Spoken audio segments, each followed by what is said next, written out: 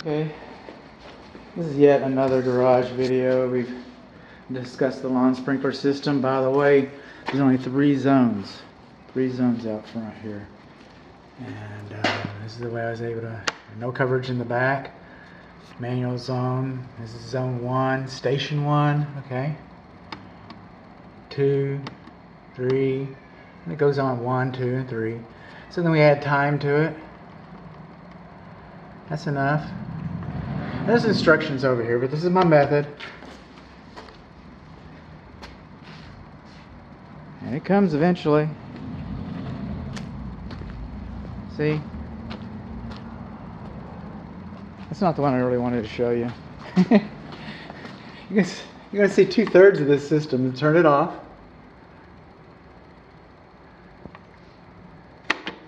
Single station again. 3 is the most impressive one.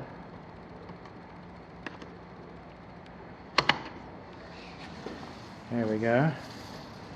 There's our fountain. There it is. Okay, this is a floating slab. The house is pier and beams, and like the front porch, but we have drill holes.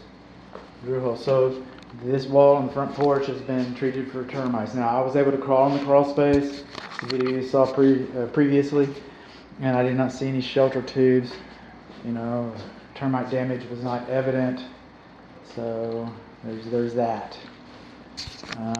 We already talked about the ramp being too steep, the steps not being dimensionally uniform. But we didn't talk about this 3-prong electric clothes dryer. We talked about the vent being stuck open. We didn't talk about this guy being loose. He's just hanging loose like that. See? This is not good.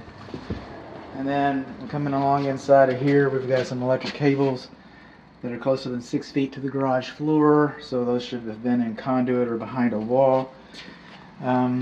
This is really what I was bringing in here. You see the discoloration. I put a moisture meter on that. I was only getting 10% moisture, only 10%, and I was getting like 5 and 6% up here, so it's twice as wet. It's been wet. We can see the staining. Infrared didn't give me any clues. So we come along inside of here. This is the close, and obviously this has been open, and this is a larger pipe, but see the pipe that's coming out, that's 1.5 inches, and a lot of times they're using 2 inches now, and 2 inches, it looks to me like 2 inches could easily fit. I've had this problem before. So is it the faucet control handles? They're not labeled hot and cold. We do not have a connector tray, safety tray, and then the vent pipe itself, while it's large enough per code, but it's not, some of the newer clothes washers, that offset, it might choke them up and it might leak. And that might be where some of the problem was coming from. Obviously they've done some work. You want to talk to the seller and decide, where you want to go with that.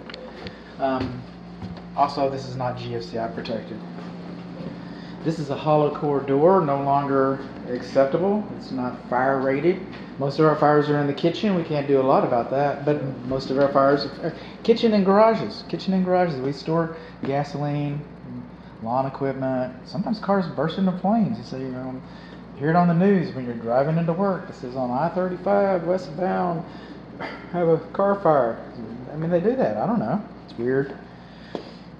So anyway, this door is installed inside out. This is considered the exterior.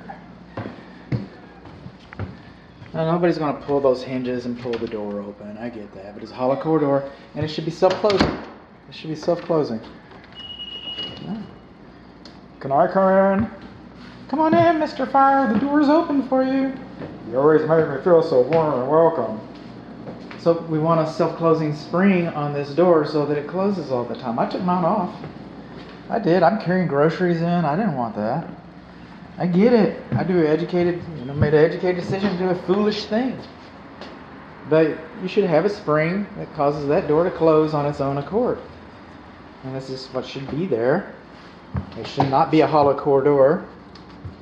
And the hinges, the pintles, that's the name of them. Is it hinge pin? Yeah, I get it. The pintles are exposed on the exterior side of the door. Somebody got to come through this door first. Probably not anyway.